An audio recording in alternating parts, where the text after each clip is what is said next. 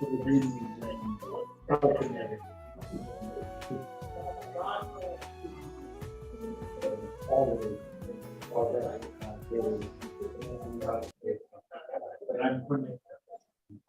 right, somebody has a sound on. That galaxy. Yeah. Yes. Okay, good. So we can start now formally, and we are recording and live streaming on YouTube. So many other people are looking at us and listening to us. So we start formally now. Welcome, ladies and gentlemen. Namaste, assalamu alaikum. This is the 102nd edition of our Zoom public meeting for 101 unbroken continuous weeks. We have been here every single Sunday. In the past 2 years and 2 weeks, we have featured over 317 presenters from all parts of the world speaking on 101 topics. We wish to sincerely thank all those who have contributed in whatever way to the success of this ongoing Pan-Indo-Caribbean and Pan-Indian Diaspora project. Our chairperson today/tonight is Shalima Mohammed, and it's the first time we have someone doubling up because we couldn't find our chairperson or moderator, unavailable, all our options. So Shalima will perform the dual role. She is the co-director of this Zoom project.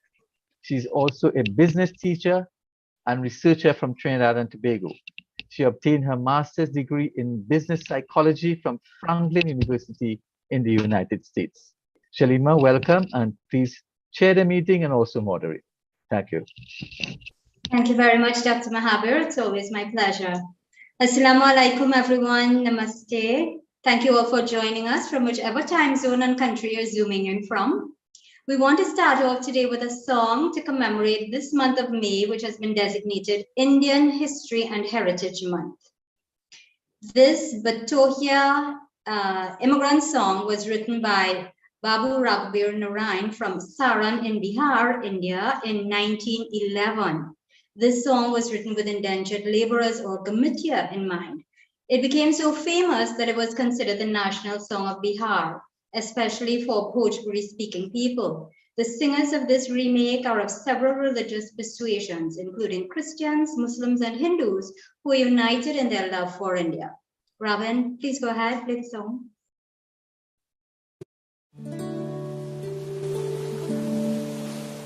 Bharat के देशवासी भारत के देशवासी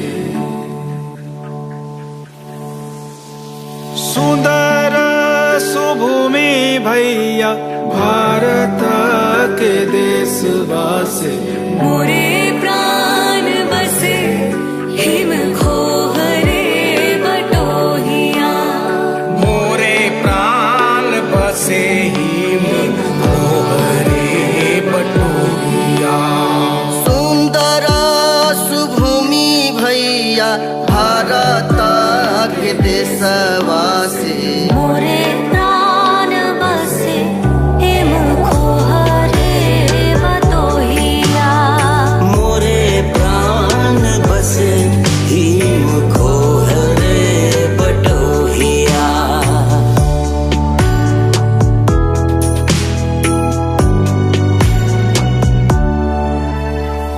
एक द्वार घेरे Rama him कोतवाल वासे एक द्वार घेरे रामा एक द्वार घेरे रामा हिम कोतवाल वासे तीन द्वार सिंधु गहरावे रे बटोहिया तीन द्वार सिंधु गहरावे रे बटोहिया जाहु जाहु भैया रे बटोही हिंद देखी आऊ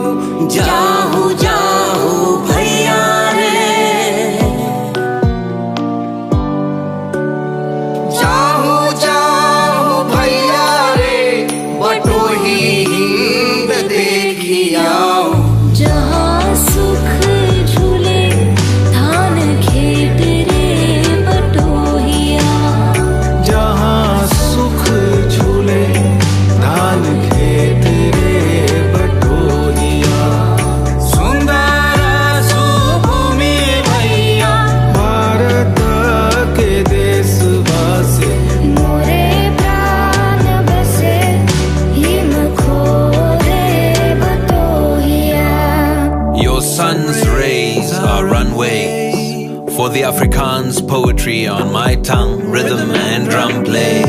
The chants and the dance ways as I sway. I will thank you someday. Sita के विमल जसु राम जसु कृष्ण जसु सीता के विमल जसु सीता के विमल जसु राम जसु कृष्ण जसु मोरे बाप दादा के कहानी रे बटोहिया मोरे बाप दादा के कहानी रे बटोहिया Come all the way in the humblest of ways. When you come as a slave to the land of the brave, come with your wondrous ways. And then when we lay eyes on your ways and the ones that you pay I say indeed we give you the thanks and the praise. पावन सुगंध मंद अमरा गगनवासे पावना सुगंध मंद पावन सुगंध मंद Thank you, Ravan. So that the beautiful lyrics and the melody crossed many boundaries where indentured laborers would have gone. They took the song to new lands, but remembered India and in their hearts. We're proud to see Terry Gajraj from Guyana as one of the singers. For those of you who were asking, that is the Batohia song. Ladies and gentlemen, this is a weekly forum being hosted by the Indo-Caribbean Cultural Center, a legally registered research and publishing company operating since 2010. And like today, we often partner with the Amina Gafur Institute for the Study of Indentureship and its legacies, led by Professor David. Hello, Professor. Today, our program is being supported by the Sport and Culture Fund of the Office of the Prime Minister of the Government of Trinidad and Tobago. Let us begin today by asking that all of you please mute your microphone unless you have to speak. The microphone icon or symbol is at the lower left corner of your screen, and that background noise can be distracting, so let's please try to avoid that. This meeting should not exceed 2 hours. Our topic today, re-engaging ancestral India in the diaspora. This is a joint Zoom program which seeks to highlight the recently concluded conference hosted by Manipal University in Jaipur, India, which was held in April last month. It was a successful attempt to bring the narratives of the mid-tier to mainstream scholarly debates and discussions of migration and diaspora from South Asia in general and India in particular. The MUJ conference also critically analyzed various literary forms of indentureship literature. The main theme of the conference was, how does the idea of ancestral home play a role in shaping and reshaping the imaginations, identities, and psychology of descendants of indentured laborers in the diaspora? And our first speaker is Dr. Neha Singh, who was the convener of the conference. She's a Ph.D. graduate in diaspora studies. She's an assistant professor in the Department of Languages, Literatures, and Cultural Studies at Manipal University in Jaipur. Her presentation was pre-recorded, and we have a 12-minute video which Robin will share with us now. Robin?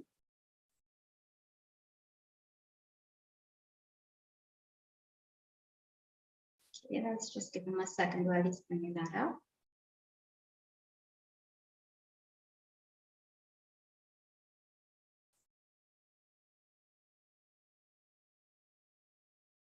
Robin? Just 1 second, the video is giving some problems. Okay, sure.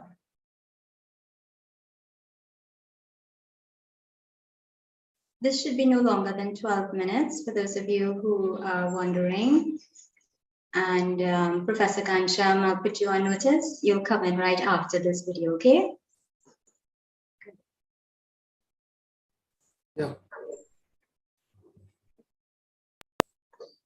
Okay. First, let me thank you all for coming here today. Good morning, good afternoon, good evening to all the speakers and participants. Thank you, Dr. Mahabir. It's an honor to have the opportunity to address such a distinguished audience. Thank you to the organizers and sponsors for providing an opportunity for presenting the key highlights of the conference on Girmitia migration that was held at Manipal University in the last week of April 2022. So let me begin my presentation with the key highlights that I'm going to discuss the key highlights of the conference. So the South Asian labor migration that started with the introduction of indentured labor system in 1838. More than 1.5 million men and women migrated to different colonies from the Indian subcontinent. The experiences of indentured labor migration from South Asia reflect the severe violence which was inflicted on Girmitia laborers. The Girmitia consciousness explains the process of the deceitful recruitment process, corporal punishment, hardship, etc. So the reason behind organizing this conference was as when I was going through the documents, because my PhD thesis is on the indentured labor migration, the famous historian David Northrop tracks our attention to the fact that indentured labor migration can be classified as labor diaspora, where people from the different continents were pushed to immigrate to different British colonies by signing an agreement of 5 years. He explicitly forefronts the idea that almost all indentured laborers were required by either abduction or threat of force and were gravely deluded about their itineraries, responsibilities, and remuneration by nefarious recruiters, especially at the beginning of the trade. There were certain events that gave rise to the derogatory nicknames such as blackbirding in the South Pacific, the pig trade in China, and the coolie trade in India. So keeping in mind this exploitative labor history and its repercussion, the Department of Languages, Literatures and Cultural Studies of Manipal University, Jaipur, organized a 3-day international conference on the saga of Girmitia migration, re-engaging the homeland, culture, history and memory from 27th April to 29th April. The conference aimed to trace the history of Girmitia and their memories, their experiences in new cultural surroundings. In this conference, participants from different geographical locations, they participated in this conference and they presented papers on varied sub-themes like Girmitia women, labor exploitation, colonial regime, and double oppression, freedom movement and Girmitia, sociology of migration, history and homeland, literature, culture and Girmitia, women and migration, folklore, oral tradition and Girmitia, Girmit ideology, identity, memories and home. So this proposed conference endeavors to conceptualize the idea of Girmitia, Girmitology, Girmitia literature, culture, history, and identity in both colonial and post-colonial context. It also covers various forms of the production of Girmitia culture and literature. It also assesses the routes of migration of the old diaspora and explain the nuances of cultural change among the generations. Although they have migrated centuries back, absorbed and assimilated and got citizenships in respective countries of destination, still their longings for roots, cultural identities, home, and the constant struggle to retain connections with their homeland depicted in their cultural practices, be it in any art form, music, songs, folklore, and literary manifestations. As we know that when we discuss the cultural art form, music, songs, Badri Narayan Tiwari, in collaboration with Maurit Hassan Khan, they completed one humongous project on Kahe Gaila Bides. Why did you go overseas? The aim of this project was to map the cultural trajectory of India, where laborers migrated from India to Suriname. So wherein both discuss this idea of Videsia community we call Videsi as foreigner, who were leaving for unknown destinations, carried away both tangible and intangible cultural heritage as a part of their cultural memory. They were also traveling with the copies of Hanuman Chalisa, Ramayana, Quran, Kabir poems, etc. So the Girmitia community, they always strive to preserve the language and culture of their homeland. So the prime aim of preserving their cultural heritage is to strengthen the bonds between the Bhojpuri speaking community who are living in India and across the globe. So the conference intended to offer a perspective on why there is a need to recognize these unsung stories of struggle and cultural practices of the Girmitia community. The researchers who are interested in studying the Girmitia struggle, their oral tradition, practices, and interested in interpreting the history of Girmitia, they found this conference indispensable. So the main objective of this conference was to create a dialogue between scholars from different disciplines, because academicians and scholars, they contributed their findings and they belong to different academic disciplines, be it psychology, sociology, English, and other social science discipline. So the aim was to provide a global platform to all the researchers and academicians to explore the possibilities of gaps in Girmitia migration. It also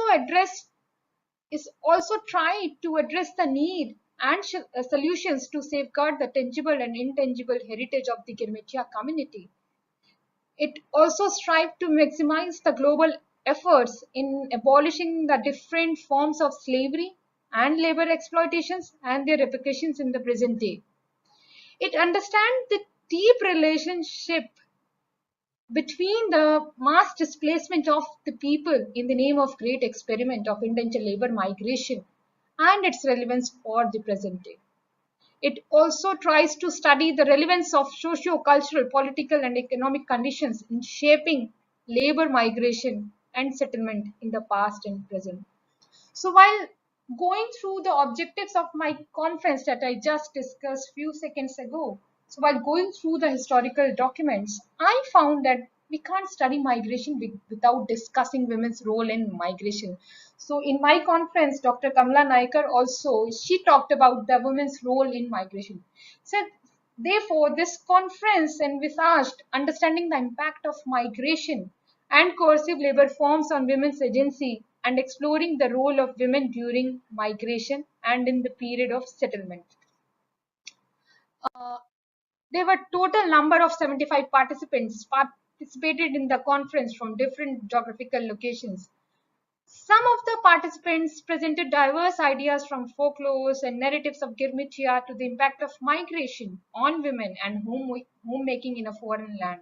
They also reinforced the idea of how folk culture or folk literature that represents endless literary pursuits that keep evolving, progressing, adapting, and reorienting along with the dynamism of time and the need of the people who create and possess further folklore generation after generation.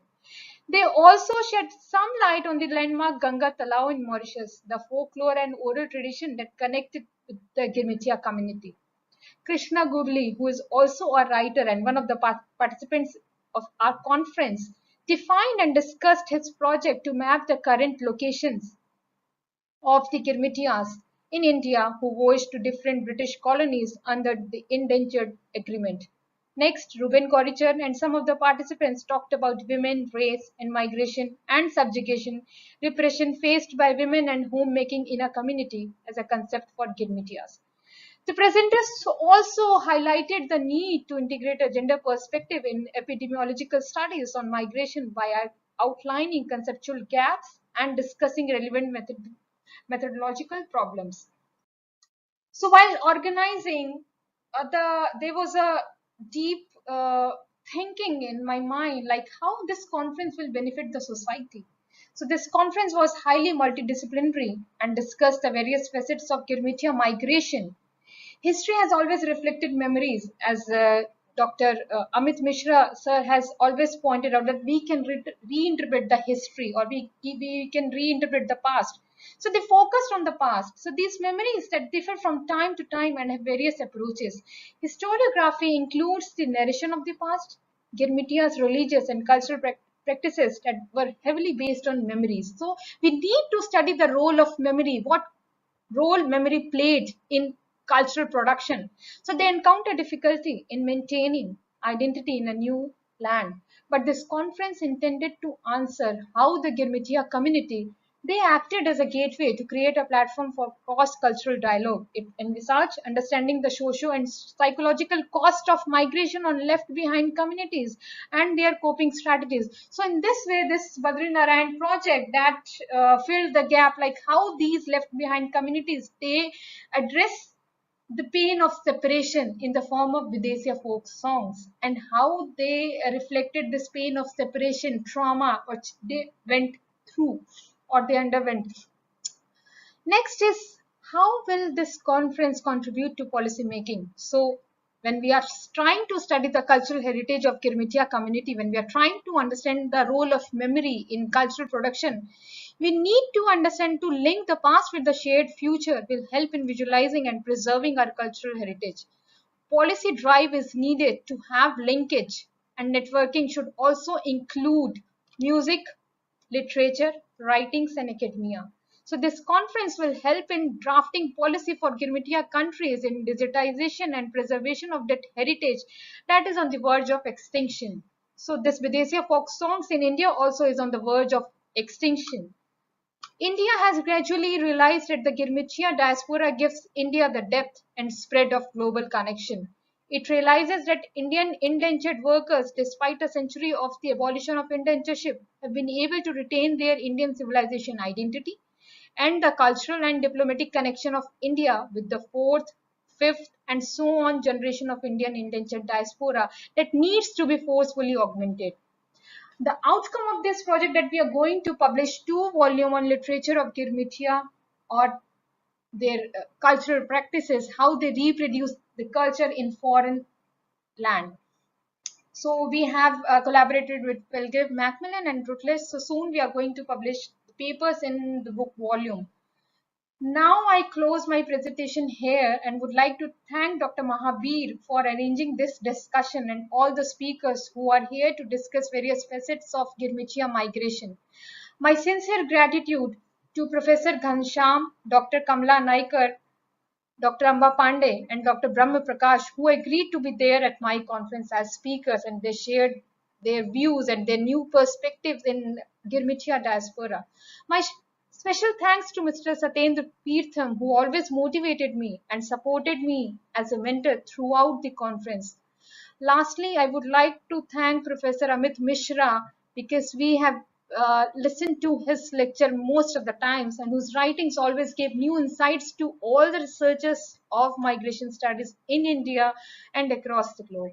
His lectures and discussions gave us new perspectives and ideas and helped us to build argument. I must say he is a great mentor. Thank you, sir. And thank you to all the participants who joined today's discussion and and thank you for patiently listening to me. Thank you so much. Now I close my presentation.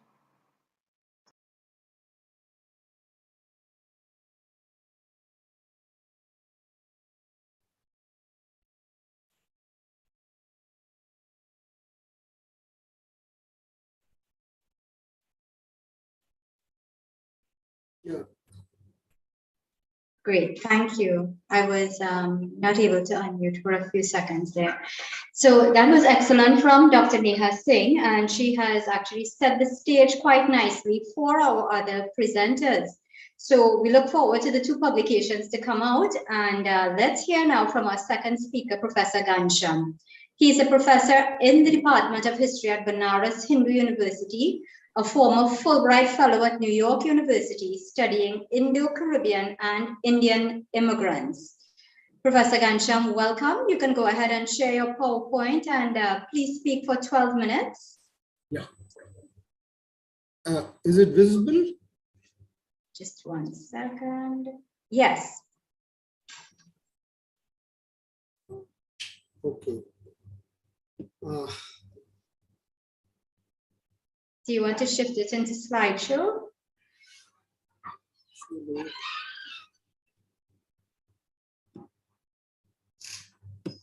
Yeah. Thank you very much for giving me this opportunity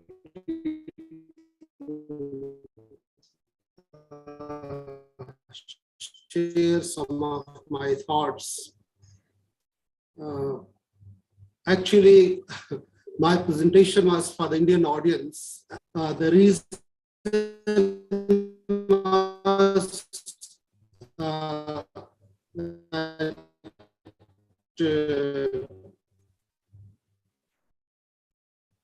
Okay, we seem to be having some in connectivity issues. the recent past, if you see,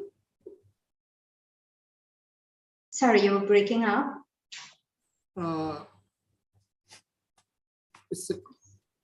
is it okay? Now you're better, yes. Yeah. Okay. The reason was that one message was circulating that now world is ruled by the Indian CEOs, whether it's CEO of Google, Microsoft, so on and so forth. In fact, the story of Girmitias was somehow missing. And that was the reason I decided to make this presentation in Jaipur conference. And as you see, the topic of my presentation says ancestral roots, that is India, homeland, that is somewhere in the Caribbean, it could be Guyana, Trinidad, Suriname, and land of opportunity, that is United States of America. The Indo-Caribbean diaspora in the United States. I start my presentation with some of the pictures. If you see, this picture was published in a local journal in New York City, the West Indian, that is 23rd March 2017. It was in opposition to Trump's immigration policy, and it says defend DACA. The DACA was deferred action on childhood arrival. The proponent of defending DACA was Kamala Harris, and she was not the vice president those days.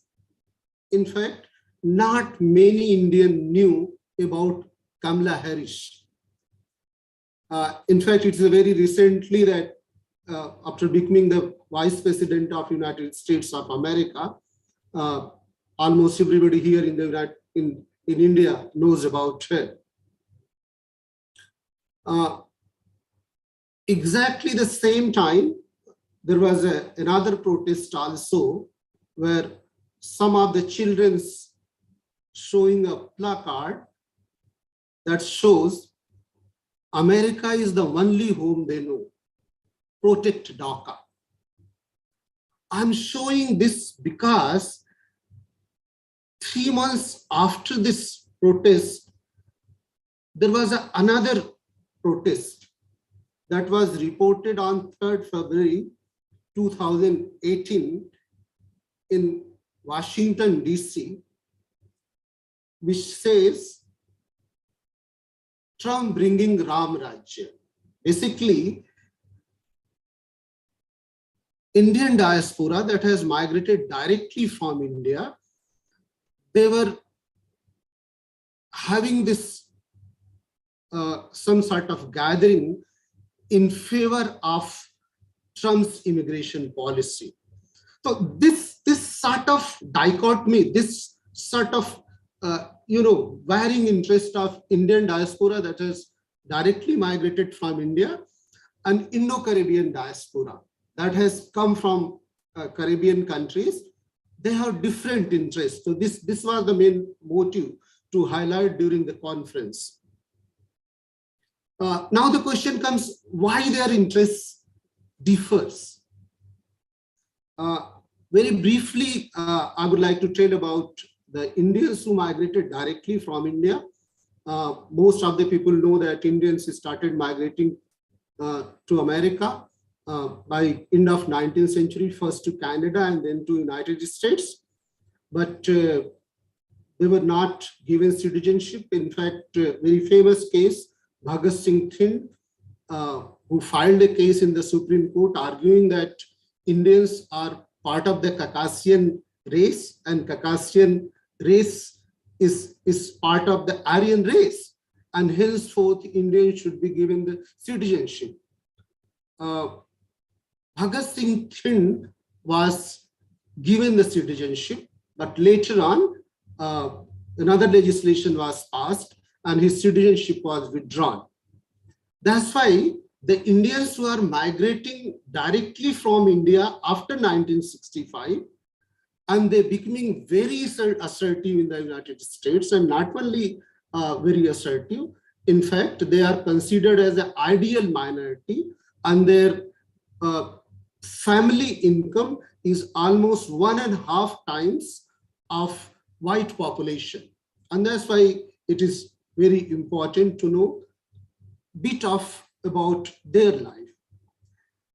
In fact, after 1965, those who migrated from India, they are considered to be triply privileged because they followed the triple selection process. Firstly, they were the children of the people who are socially, economically privileged in India. Secondly, they were selected through a sort of entrance examination where very few people were given opportunity to have a degree from IITs, IIM, management, from the science institutes and some of the best universities. On top of that, the 1965 American Immigration Act favored them because those who were having technical knowledge, scientific knowledge, they were favored. And along with that, their families also could travel at later stage. That's why very, very briefly, if we see Indian immigration to United States, it can be understood in 3 parts. I know that I don't have much time to tell about them. In fact, it took almost 40 minutes time to explain all the details, which I'm trying to cover in 10 to 12 minutes time. Early movers were 1965 to 79, and they constituted mostly doctors, engineers, academicians, scientists, and entrepreneurs. That's what is understood as a triply privileged group. And after that, their families joined. And as we know that later on, their families were also allowed to work, and they were also granted citizenship. And the recent generation, that's IT generation, that has migrated after 1965. So this is the generation which is most visible in the United States. There is another important aspect which I would like to highlight about them, is that it is not that suddenly they became powerful.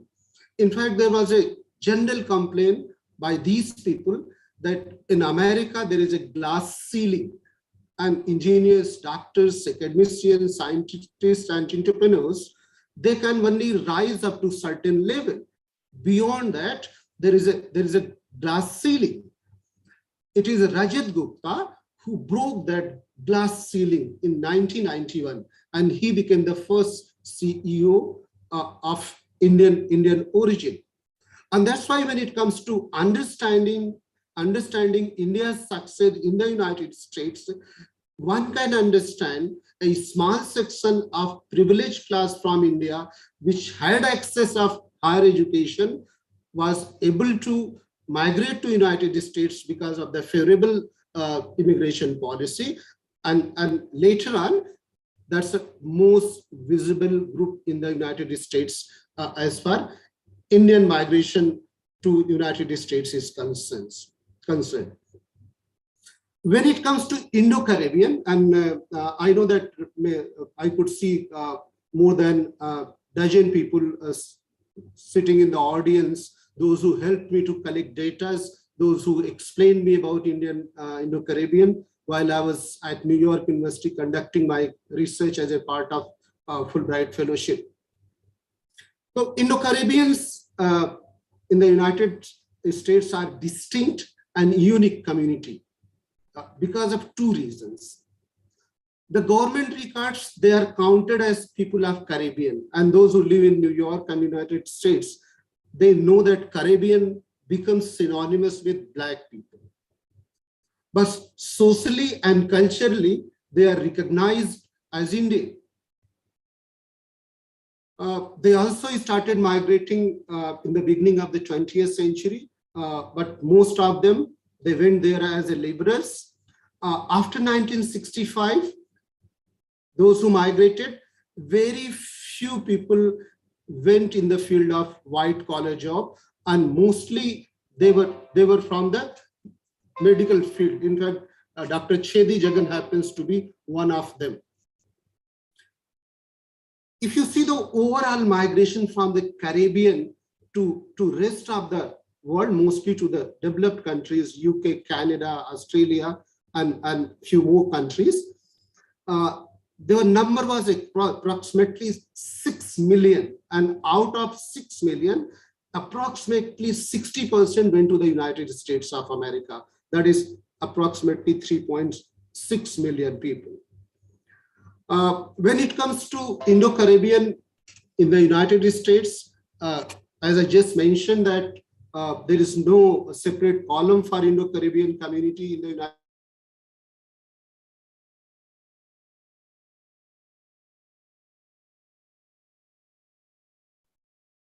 We seem to have connectivity issues again. States, and that's why when it comes, is it okay? You had lapsed for a second there. You're back now, but just to tell you, we have just about 1 minute left. Okay. Just quickly. I'm sorry for the connection. When it comes to Indo-Caribbean community in the United States, Mahin Gosain was the first one who mentioned about their number, and he says their number is somewhere between 100,000 to 300,000. Very recently, Dr. Vishnu Bishram, he's arguing their number is something approximately from 500,000 to 700,000. Why they are different? They are different because of their history, because their ancestors had migrated from India to the Caribbean, and from Caribbean, they migrated to the United States. There were reasons in the Caribbean, Black power domination forced them to migrate. And as all of us, until 1990s, Indians were not participating in the government. The last thing which I would like to highlight, that if one wants to study and the position and the dominance of Indo-Caribbeans in the United States, one can go to the Richmond Hill area. You see the most of the house owners are the Indo-Caribbeans. When it comes to their cultural lives, it's very enriching. Phagwa parade takes place. They still use jhandis. They have a very strong community life. Their children are doing very well. The last thing which I would like to tell is that when it comes to Caribbean, you see there is some sort of animosity between Black and Indo-Caribbean. Whereas in the United States, most of the Indo-Caribbean children, they try to copy the way the Black children assert themselves. Being the cultural lives of the Black is something having a cool life. In fact, there are a couple of studies about the children also. I wish I had some more time to elaborate on these things. From 1990 onwards, the Indo-Caribbeans are doing really very well in the United States. Thank you very much. I'm sorry for the bad connection. Thank you. Thank you so much, Professor. The connection is not your fault. We really appreciate all the insights that you shared. And you do want to elaborate, and we definitely want to hear more about this. So please stay for the Q&A session. The reason we are restricting it to about 12 minutes for those of you who are here and for those of you who are on YouTube right now is because we do want to facilitate that Q&A at the end of all the presentations. So thank you once again, sir. Our third speaker is Dr. Kamala Naikar. She's a senior lecturer and head of the Department of Language, Literature, and Communication at the University of Fiji. She's a reviewer of writings and post-colonial literature. Her presentation was also pre-recorded, and Robin will share that now for us. Robin?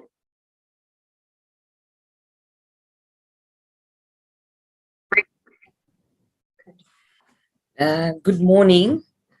I am Dr. Kamala Naikar from the University of Fiji. So greetings to all. Wanakam and Bula from Fiji. The conference that I had attended was the international conference on the saga of Girmitiya migration, re-engaging the homeland, culture, history, and memory, organized by Manipal University. So the topic I had chosen to speak on was Fiji's subaltern women's crime, women and migration, social and psychological repercussions of migration. So my paper was a discussion on how the historical labor migration has played an influential role in the social and psychological repercussions of indentured Indian women migrants. Our country's present and future is heavily dependent on the type of past it had. This stands as the country's history, which has a lot to say about its past. Its burden remains and is passed on from generation to generation. With the help of post-colonial texts, this burden is kept alive. In Fiji, the history is heavily dominated by the indenture system and the labor migration of Indians.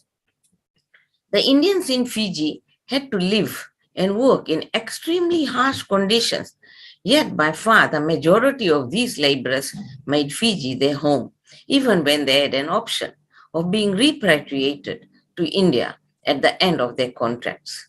All these bittersweet experiences of the indentured laborers have been very carefully penned by proclaimed Fijian post-colonial writers.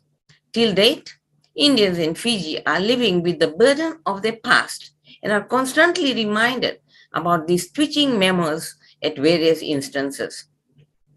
So my paper deliberated on works by reflecting on Fijian writers like Bridgevillar, Subramani, Vijay Mishra, and Ken Gillian, to name a few, who have kept an account of the details of historical labor migration of the Indians, particularly of Indian women. So my paper therefore took a critical look into history, patriarchy, and the social and psychological costs of subaltern indentured women to make aware the many facets of women migrants. So the aim was to warn the men to reconsider the negative notions about women and to also appreciate their contributions in the well-being of their societies, their families, and the upbringing of the children. So in this presentation, I made references to 3 resilient and courageous women from Fiji's Girmit indenture experience, Kunti, Sukrania, and Narayani, and listened to their laments. So I'm of the belief that a large number of people in Fiji and in the Fijian diaspora are not familiar of many facets of Fiji's Girmit history. There could be the reason. This could be that the indenture history is not part of the syllabus in Fiji schools and universities. Indenture evidence with data and statistics is in the Fiji's National Archives or Museum, and this literature is not widely available to the public. Various factors contributed to the emigration of Indians, including the lack of employment, extreme poverty, droughts, and famines in India. Although these were some of the push factors that led many Indians to migrate to Fiji, others arrived under false propaganda. An Indian laborer named Totaram Sanadia described in his book, My 21 Years in Fiji, how numerous Indians like himself were deceived and taken to Fiji because they were told by the recruiters that everything is great in Fiji. And Fiji is very nearby. There's a lot of food like bananas, sugarcane, and you have no worries, no suffering. But none of this turned out to be true.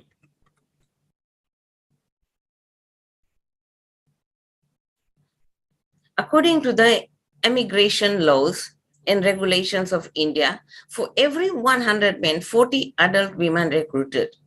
The patriarchal assumption held by the planters and employers was that women were inferior workers and childbearing of women workers was an additional cost. As a consequence of the widespread acceptance that indenture was thus fundamentally unfriendly to maternity, fewer women were employed as laborers. Repercussions of the lopsided ratio of women to men were experienced in Fiji. Because of the disproportionate ratio, the competition of Indian women led to the erosion of caste restrictions and generated serious tensions, which often erupted in violence against unfaithful women and sometimes the loss of lives.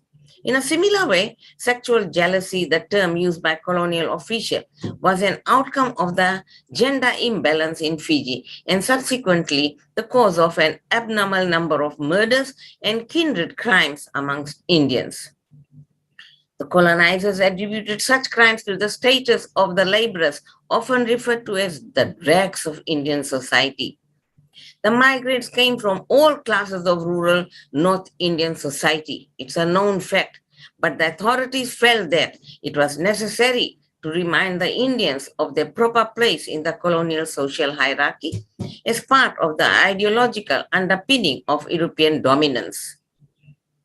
Bengali Indian laborers described the indenture experience as narak, hell, conflicting the official arrogance that the contract would offer material advantage to the workers who were used to toiling from sunrise to sunset and ask as their ration only a few ounces of rice. The predicament of women during indenture was particularly appalling. In the coolie lines barracks, many of them were subjected to domestic violence, rape, and sexual assault by the European overseers. Their local counterparts were sirdars and indentured men. They were also expected to work long hours in the plantations and faced wage cuts for low attendance during sickness and pregnancy. In this light, the plight of the indentured Indian mother needs to be read as historically specific category framed by intersecting structures of race, class, and gender. I call that triple marginalization, a multi-factor patriarchy, private and public. Private patriarchy is the exclusion of women from social life other than the household and the appropriation of their services by the patriarchs within the confines of the home. Whereas public patriarchy, women are no longer excluded from the public arena, but subordinated within it. Women who do not fit within dominant cultural subject position are at risk of being pathologized as other mothers on the basis of color, caste, ethnicity, race, sexual preference, education, employment, and etc. In official papers, for example, the middle-class Indian woman is associated with qualities of chastity, honor, discipline, and devotion, while descriptions of indentured women spun around immoralities like promiscuity and shame. Actually, it could be argued that the middle-class Indian woman was the extreme important yardstick for judging the morality of indentured women in Fiji.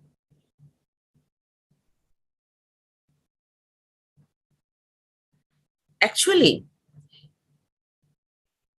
the mothers and wives should be observed as the preservation of Indian traditions, culture, and spirituality. They express numerous apprehensions about the way indentured women were assumed to be stubbornly breaking codes of patriarchal morality and honor. And those who deviated from the norm were evaded in community discourses. So indentured women were treated as prostitutes and referred to as loose, ruthless, and uncaring people. After the indenture, the women as prostitute stereotypes associated with indentured women disappeared from the colonial mind in Fiji and was exchanged with the opinion of Indian women as the world's best mother. This maintained outlook overlapped with a change in context. As Shireen Latif expresses, during the indenture, women had access to an autonomous income. Meager though it was, they were not economically dependent on their fathers, brothers, or husbands. But after the indenture, the inclination was to take away women from agricultural work and restrict them to the domestic sphere. So they, from Girmitwala, they become Kula, free people. And establishments like Arya Samaj, an association of prosperous and accomplished Fiji Indians and educators and missionaries from India, and so on, small women's groups such as Zanana Women's League, the Gujarati Women's Association, and the India Women's Association of Suva cultivated the spirit of reformism in the Okay, unfortunately, Dr. Naikar's presentation, while it was excellent, will deprive our next presenters of some time. So Dr. Naikar, I know you're in the audience and we look forward to hearing a little more about triple marginalization and all the situations, all the challenges that those women had to face, hopefully in the Q&A session. Thank you very much, ma'am. We now move on to our fourth speaker, and this is Dr. Sachandra Pirta. He's a senior historian of Aapravasi Ghat World Heritage Site in Mauritius. He's a member of the International Scientific Community for the Indentured Labor Project, which is supported by UNESCO. Dr. Pirthum, it's so nice to have you with us once again. Welcome, and I hope 12 minutes will be sufficient for you. Go ahead, please. You can unmute. Just click on unmute one time. Robin, do you need to unmute him? Yes, Robin has seen that. Yeah. Okay, Go can you ahead, hear me? sir. Yes. Okay, so I don't know if Robin might share your screen as well. yes. Do you have the PowerPoint which I sent you? Yes, he should be queuing Yes, it yes. now. Yes, Thank you. Any second.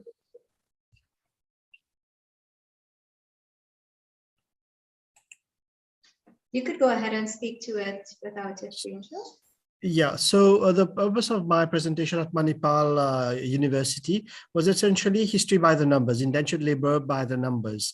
Because one of the things that we tend to overlook are the numbers of immigrants, non-Indian immigrants and others, and how many countries they went through. The purpose of that exercise is to revise some of the recent historiography. And my idea is basically to call into question what Tinker did in the past, Compston, Kontapi, Richard Allen as well. Okay, thank you. So it is indentured contract by labor by the numbers, a reassessment of the global indentured labor migrations in Mauritius and other parts of the world. The dates that we are looking at is 1826 to 1946, because Mauritius and La Réunion, the neighboring island, were the ones that had already received thousands of immigrants starting in the late 1820s and into the 1830s. It was a private initiative, and by the 1840s, it would become a government-controlled initiative under the Britishers. 1946, some of the Pacific colonies are the last ones who abolished indentured labor in the world. Next screen, please. So very quickly, some of the numbers. We are all familiar with Northrop. More than 25 years ago, almost 30 years ago, he estimated around 2 million in 24 countries around the world, mostly Indian, some Chinese. However, when we did a reassessment, of course, we know of Gontapi and the others, they used a figure of 1.3 million. However, even Northrop eventually revised his figure to 3 million. And more recently, Richard Allen also revised his figure from 2.2 to 3.97 million. And his argument is that we have to include the indentured and the contract workers, including Maestri, including credit ticket system, and the Kangani system as well under this modern contractual labor system. It could include people who signed, or it was either an oral contract, verbal contract, long-term or short-term contracts. All this should be included. And over the past several years, working with the Indentured Labor Route Project and also at the Aapravasi Ghat Trust Fund, in conferences that we held that Kumar Mahabir attended, and Maurice Hassan Khan and so many others who are present today. Well, there has been a call for reassessment. Why? Because in 2006, when Aapravasi Ghat was inscribed, the World Heritage Committee of UNESCO asked us to look at the global assessment of indentured labor in order to place Mauritius and other colonies into that global perspective. And eventually we came up with a figure recently of 5.2 million Indian and non-Indians. You also had Europeans, you also had other Asians, such as the Japanese, the Chinese, the Vietnamese, Pacific Islanders, Africans, you had people from the Arab world as well. So the idea is also to show that indentured labor, contractual labor, touched on many societies. More than 68 countries were influenced by it. And it led to the rise of dozens upon dozens of societies, multicultural societies around the world, including Trinidad, Mauritius, Guyana, Fiji, South Africa, and the list goes on and on. And for the apart from the 5.2 million, there's another issue of the local population, the endogenous population, as I call them, endogenous or local born workforce. In my estimate, it is around 1 million from the 1840s right up to the early 1900s. And in terms of ranking the colonies which have the greatest populations, it would be, first one would be Sri Lanka, 750,000. We would have Burma, which would be around 500,000. And we would have Mauritius, 462,000. And the next one would be Assam, even within British India, around 430,000 thereabouts. Okay, next slide, please. So one of the key things that we have to remember is that after having gone through almost 700 books, articles over the last decade, so this is my assessment, taking a type of Northropian approach to this quantitative analysis, okay? And in the Indian Ocean world, out of the 5.2 million, around 3.2 million from 1826 to 1937, it influenced almost 24 countries, including Mauritius and La Réunion. And Mauritius and the Indian Ocean world received around 60%. So it is an important, significant catchment area when we look at the history of indentured labor and this global movements of laborers and indentured workers during what we call the age of, what Eric Hobsbawm called the age of migration during the long century, from the 1800s until the early 1900s. From the chart below, you can see the movement of population, and we'll have some areas where research still needs to be done. For example, Seychelles, where more than 6,000 indentured workers transiting through Mauritius went there. We also have Madagascar, which most of you may not have heard of. There were 2,000 who worked on the railways, just like in Kenya. There were also a migratory labor system also which existed in the Comoro Islands. Of course, we have heard of Kenya, but even in Kenya, which was different because many of them, of the 30,000, were Punjabis. They were not from the traditional recruitment areas. And also we have Rodrigans, people from one of the Mauritian dependencies who went to work in La Réunion. So these are the small stories of indentured labor that we still need to explore, because indentured labor is such a complex and dynamic history that we still have room for more additional research. Next slide, please.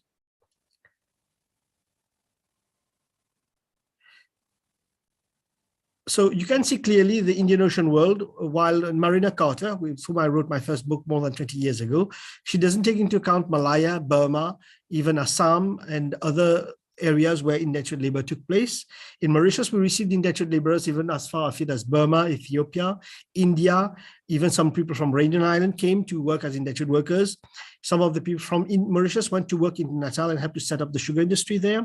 We have the Malagasi's, the Comorians, even some Arabs. And you can clearly see from my description that I give you, even from China and even further afield, that Mauritius as well was really a crossroads of indentured labor. And out of the 463,000, 462,000, around 10,000 or 3% came from these different parts of the Indian Ocean world. Next slide, please. So one of the things that Richard Allen speaks is the tyranny of the particular, which some of you may have heard about. It basically calls upon the need to put indentured labor in its global context as its contribution in the rise of modern world history and the emergence of these multicultural societies.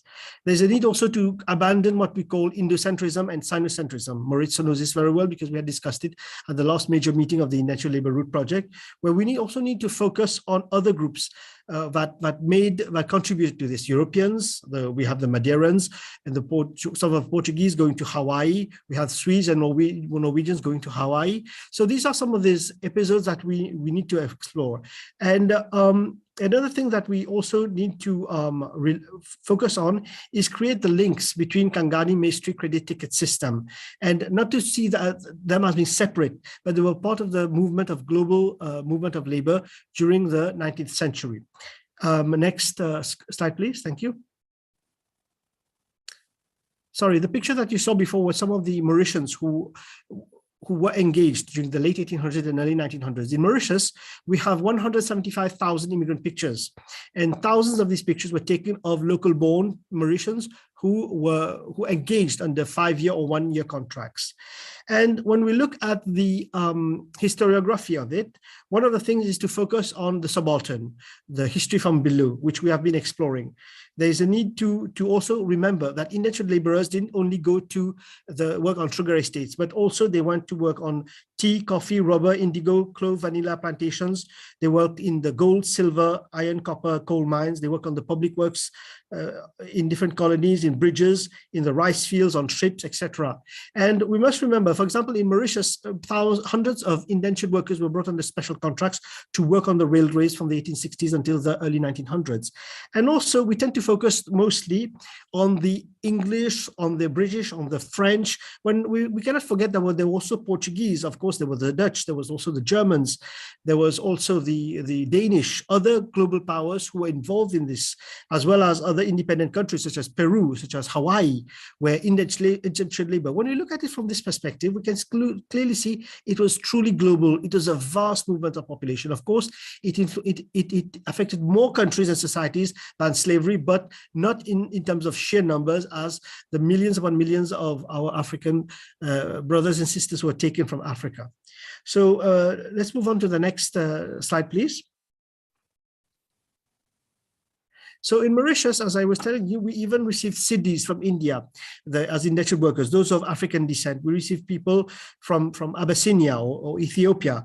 And the key thing with Mauritius is that we receive indentured laborers from almost all parts of South Asia, as far as Assam, Bhutan, the Balochistan in Pakistan. So even some came from Afghanistan, from Rajasthan, Kashmir.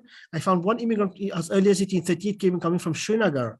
We had tribals, we have Hindus, Muslims, Christians who came, so Eurasians. So you can see it was quite a melting pot from Madhya Pradesh, even beyond the traditional 4 major areas.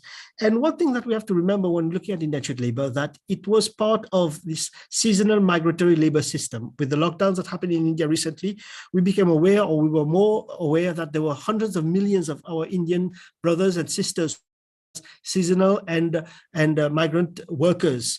And the indentured labor system, to a certain extent, it became an extension of this system that existed in India for thousands of years, from the time of the Indus Empire, under the Gupta Empire, Mughal Empire. And of course, under the Mughal Empire, it really started to take a more pan-regional structure. And the British, of course, when they came onto the scene, they exploited it, and the French as well, they exploited it in colonial India, and which eventually found its way in different parts of the world. Next slide, please.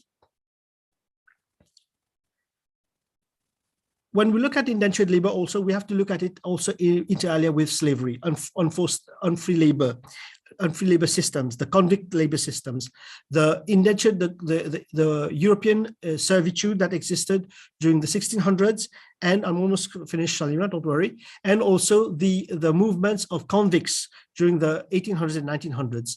It is in this perspective that we'll be able to get a more clearer picture, the place of Mauritius, the other colonies such as Trinidad, South Africa, etc., in this making of the modern world, and how and the place that indentured labor occupied in contributing the making of this new global world system and modern contractual labor system.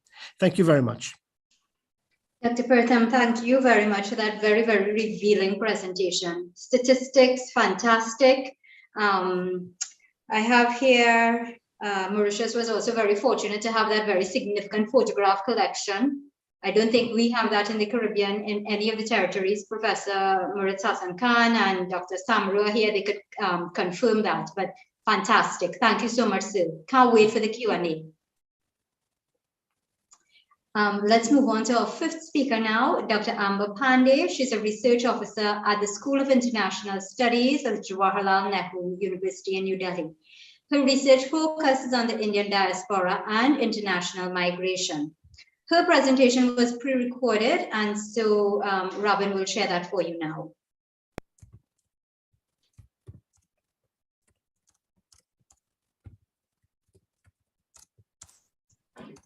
Great.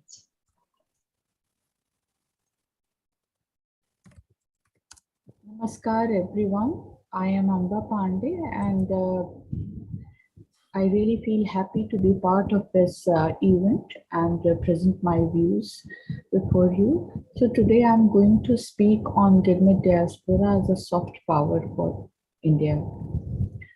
The soft power guru, Joseph Nye, explained soft power as the ability to get what you want through attraction rather than coercion or payment. In this, all the national resources can be used. India's soft power strategy has found expression in different ways and have brought several laurels for India and plays an important role in its ambition to rise as a global power. India has many attractive attributes that have animated the world since time immemorial. Much before India's emergence as a modern nation state, its soft power in terms of culture, religion, art, language, statecraft, and law has influenced many parts of the world, be it the spiritualism, ancient philosophy, the value of love, peace, and brotherhood propagated by Buddha and Mahavir, or the Gandhian ideology of non-violence, India's freedom struggle, all have influenced the world positively towards India. In addition to these, Indian films and television programs, cuisine, music, democratic culture, free media, IT industry, the game of cricket, everything has, and of course, yoga has acted as a soft power for India. Indian diaspora is one of the most important soft power assets for India and has been instrumental in India's rise as a global power. It is one of the biggest resources for India in the present times. The diaspora can be the soft power instrument for both home and the host country. And this has been true in the context of Indian diaspora also. But in this paper, I will mainly discuss the diaspora soft power for India, that is the home country. And that too about the Gilmit diaspora. But let me put some light on the other diasporic groups also and how they have been important in context of India's soft power. So India has the largest diaspora population in the world, spread across the globe. It is a diverse group which constitutes from indentured migrants to the highly skilled professionals in the Western countries. All these communities have contributed immensely to the countries they have settled in and command influence and respect, while at the same time playing an important role in India's quest for power. So the most important aspect is that the Indian diaspora is a diverse construct, and so is the soft power contribution that varies from region to region and group to group. The other important aspect of this soft power contribution for India is that much of the diaspora influence, engagement and the diaspora contribution in the soft power status of India has happened spontaneously. The government of India in the years after independence was much reluctant to engage the diaspora with the diaspora and use it as India's as a soft power instrument. It was only by 1990s, as we know, that India began to realize the importance of diaspora engagement and then started engaging with the diaspora in different forms, and that has resulted into some very, very positive gains for India. The Indian diaspora is an extremely important source of support for Indian government in the execution of its policies through the influence and respect they command in the countries where they live. They are an important source to harness our comparative advantage in innovation, information technology, and knowledge economy. The Indian elite diaspora in the Western countries, especially in the US, has been at the forefront for their contribution to India in terms of economic, strategic, and other contributions. They gave a new aura to India and its people by being at the forefront of IT, commerce, and banking, and many other sectors that have proved the scientific and professional caliber of Indians. They greatly contributed to the Indo-US partnership law, proving crucial in the much debated Indo-US nuclear deal. As far as the Indian diaspora's soft power contribution in the West Asia is concerned, West Asia, why I'm talking, because there we do not see, there is a large group of unskilled and semi-skilled workers, the diaspora, but their contribution too is no less for India, apart from the remittances which we generally talk about. So they have actually played a major role in the development of the region and are important factor in India's growing relationship with the Gulf countries.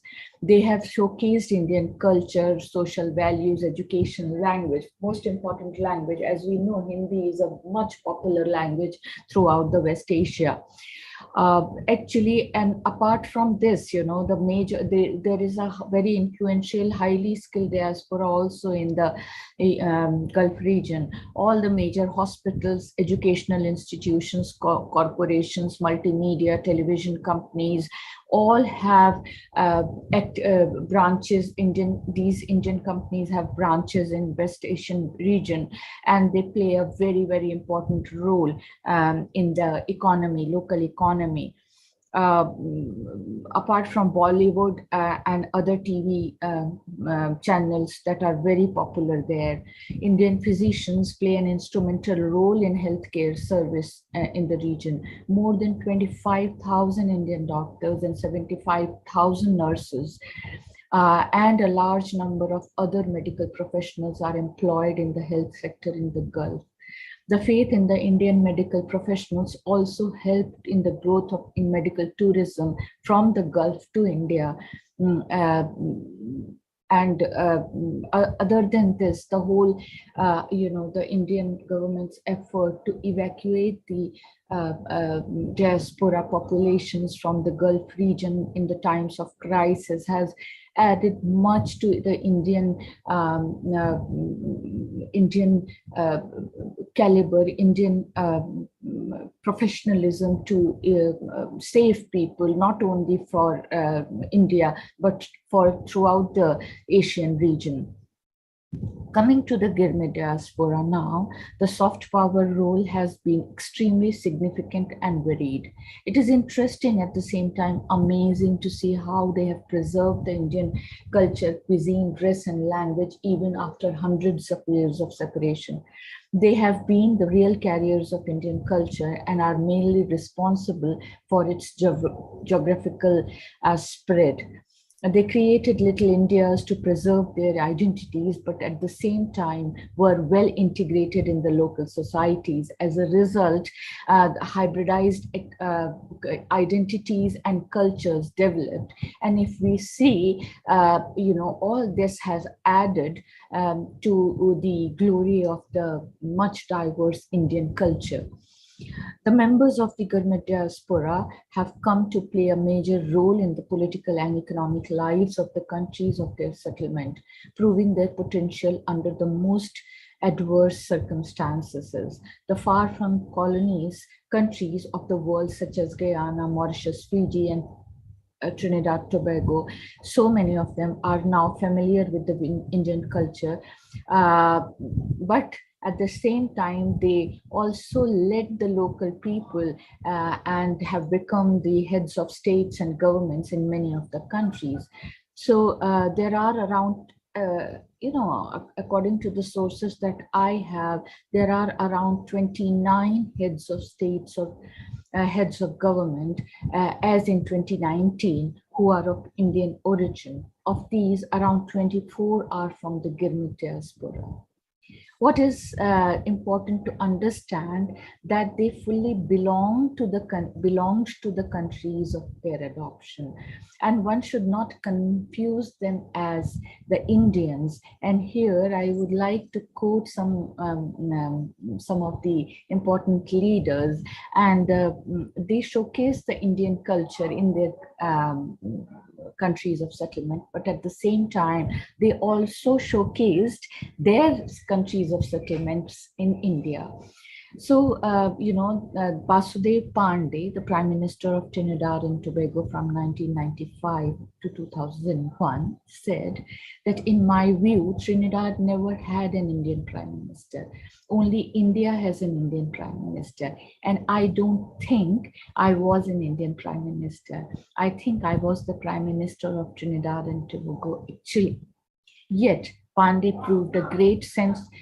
provided a great sense of confidence to the Indian community and immense service to India by creating a better understanding between India and Trinidad and Tobago.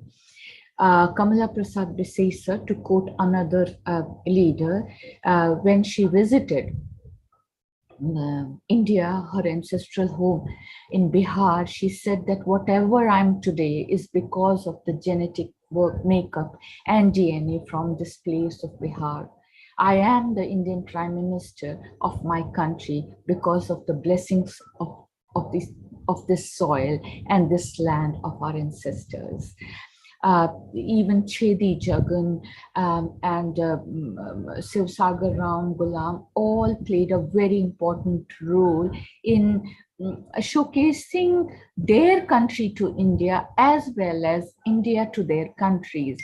And here I would like to quote another leader, S.R. Nathan, Okay, so that was the end of her recorded presentation. We're sorry to cut her in that manner, but due to time, and we really want to hear from the other two live speakers. So Dr. Pandey, thank you very much for that. She was trying to join us, but I'm not too sure that she'll be here for the Q&A due to internet issues. We move right along now to, just one second, please.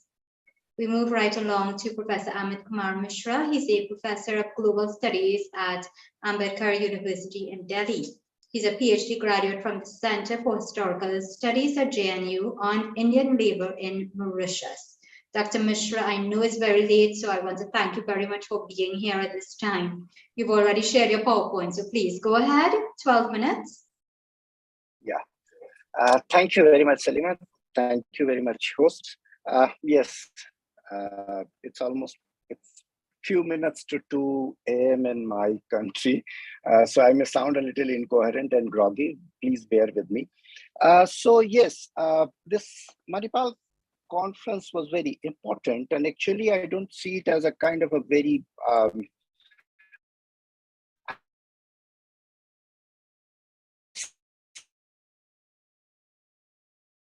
it as a part of that large larger, you know,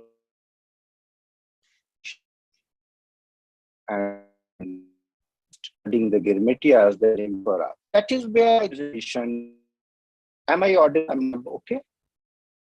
Hello? Yes, you're audible, Hello? but you were breaking up a little bit. Yeah, cannot do all. Is it okay? Yeah. Go ahead now. Yes, thank you. Okay.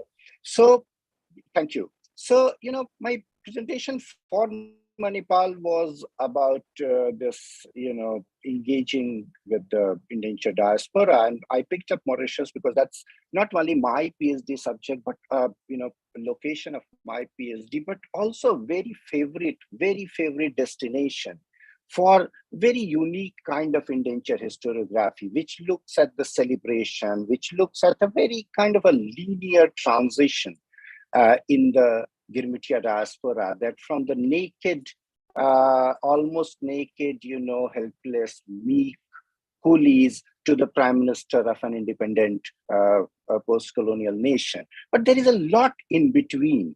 And that is what attracts, you know, and that is what we should focus on, you know, in our writing. And that is where I'm very happy that a lot of things are happening around, but there are also concerns which emanate. So, but before getting into that, let me kind of, you know, put a broad kind of very generic, very generalized, but a broad clubbing of a few kind of, you know, engagements with the historiography of the system. I look at it as two parts. One is about the system itself, and the second is about the consequences of the system about for the labor diaspora. You know, so the first one is what we call the colonial descriptions, but that was also the colonial defense of the system, where they had to defend in a kind of post-emancipation to you know, regime. You know, where they had to defend what was called the idea of the freedom of self, the exuberance, the celebration of the abolition of slavery, criticized and attacked from the very beginning to be very closer to the slavery. You know, so where was the defense coming from? The defense was coming as a kind of, you know, justification, a kind of, you know, by putting it as a kind of escape hatch for the indentured laborers. You know, they were uncivilized, barbaric people, you know, trapped into all kinds of caste prejudices, social customs, degradations, and almost starving to death. And indentured was a kind of an, not only a powerful agent of civilization, but also, you know, needed for them to survive. You know, so they were taken to these plantation colonies all across the world. Dr. Mishra? That is how they survive. Hi, Dr. Mishra. Would you like us to, yes, Dr. Mishra, would you like us to move your slides along for you? No, I'm moving it. Okay. It's the second one now. Yeah. So counter to this is a kind of a discourse which was a defense and a resistance to the defense, which was coming from, for various reasons, from this very you know, strong nationalist discourse, where, you know, indentured and subjugation under the indentured was perceived and analyzed and propagated as a kind of, you know, an attack on are very much against the national self-respect, the nationhood. The self was identified with the colonized nation, and then that self was subjugated and endangered, and that had to be rescued. That had to be kind of, you know, countered. Indenture system then was a kind of a monstrous evil. The emphasis was on fraud. The emphasis was on force. The emphasis was on the racism, on the kind of, you know, exclusion, which was based on the biopolitics. Then came, you know, the kind of more, you know, post-indenture, post-colonial kind of a new engagement with indenture, the classic Tinkerian thesis of the new system of slavery, and then which was taken up by a lot of Indian historians per se, largely rooted in the labor history, largely rooted into the new Marxist, historiography of the Indian working classes across. So comparisons were drawn with the very material aspects of subjugations, wage payments, etc., etc.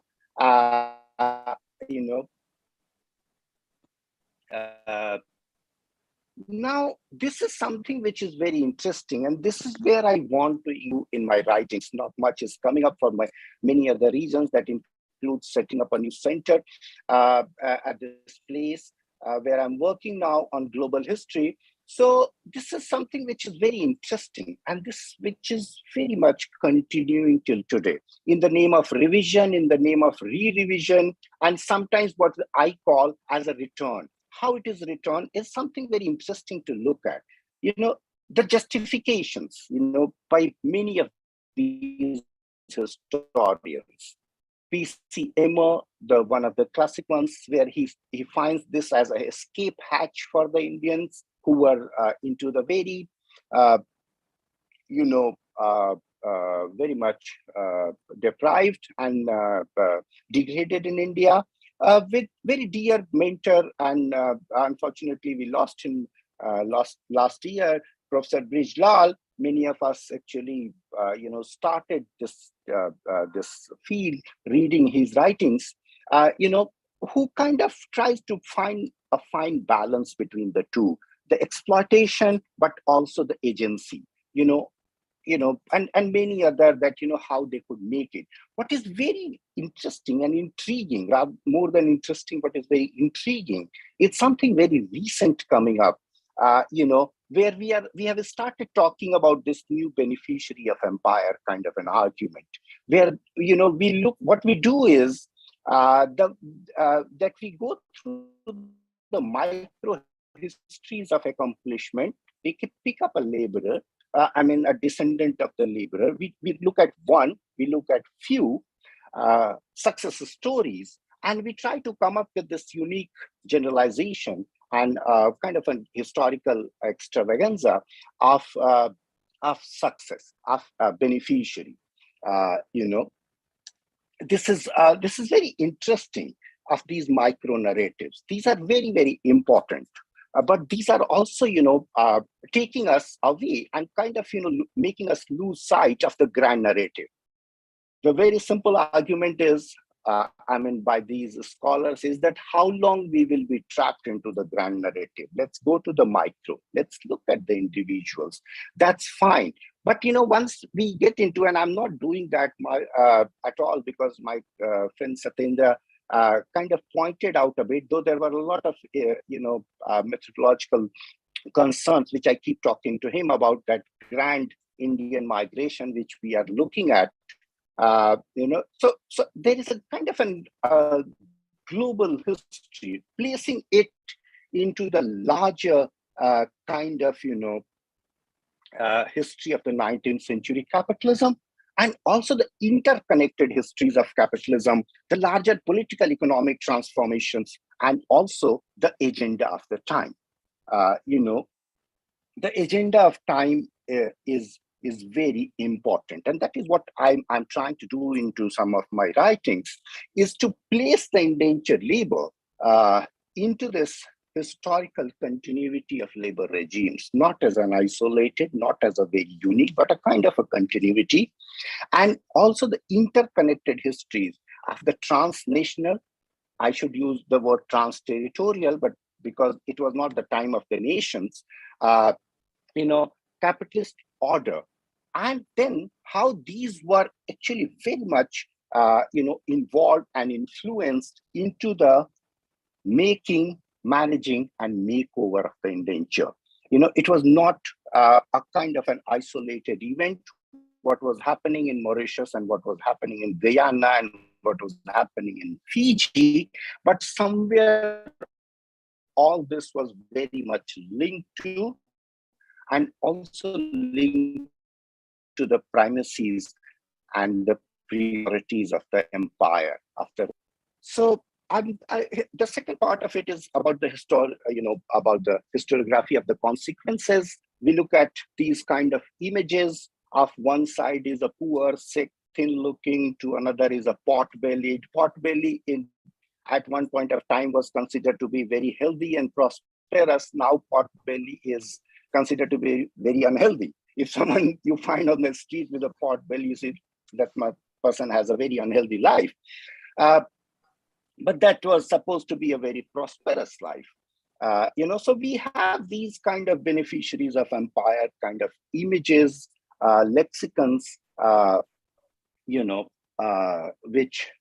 then, when we are looking at it, we need to look at the larger comparisons. When we are talking about the celebrations of the diaspora, of the endangered diaspora, we have an amazing, long poem by Professor David Devedine, the Coolie Odyssey, which where he reminds us about the days of lash and chain. He reminds us about, how the dead boat, the post-colonial, consequences, which I'm trying to place it within what is called the imperial durability, a concept which Anne Laura Stoller develops as a duress, the durability of the imperial, empire. The durability is not just creation of the multicultural nation, which my friends from Mauritius celebrate as the rainbow nation, but the durability is also what we see in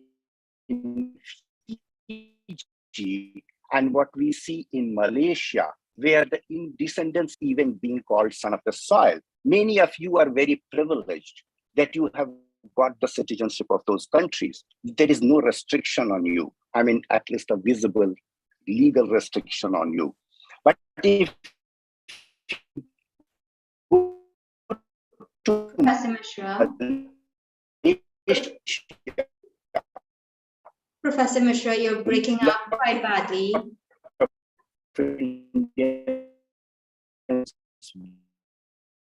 Went to Malaysia as in as what do I do?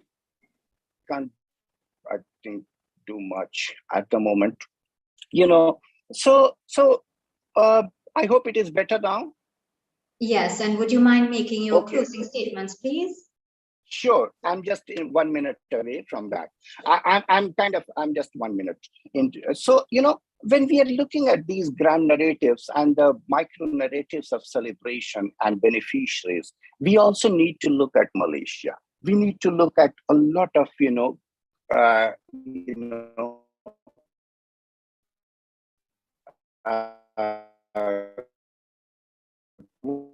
what we call the framework of the global historians in Malaysia are not entitled as son of the soil. So they cannot send their children to school. They cannot get a job. They cannot, acquire property. And then they are trapped into that. So while someone could become prime minister in Trinidad, what is this? And someone could become, lawyer and doctor somewhere else. In Malaysia, they could not. So how do we look at these micro narratives of celebration in the endangered? So that's my kind of, my point, to look at endangered as a kind of a global regime, and I'm not including the Kangani and Mastis. There are very different structural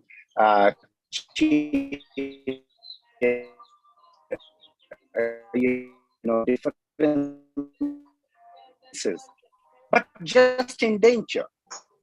Bring it as jurist. What was the legacies of the indenture for the descendants of the laborers? So, where we are heading into with this revision, which I call as a return, because there is a very close proximity between the revisionist historiography and the colonial historiography. So I call it return, not as a revision. And where we are heading into is a gradual erasure in the name of cliche, in the name of a beaten track, etc., etc. But somewhere there is a need to revision. There is a need to return to some of the vital question concerns related, and these need new analytical tools, memoirs, something very interesting. I'm just using this in my course, an amazing collection, a thin one, but very amazing collection, which I got, 2 years back. We mark your memory. This is the memoir of the descendants of indentured laborers. So you read it. You read how Satyendra Nandan finds Gandhi's engagement with Girmiti as an amazing engagement, very moving engagement. Thank you very much. Thank you so much, sir.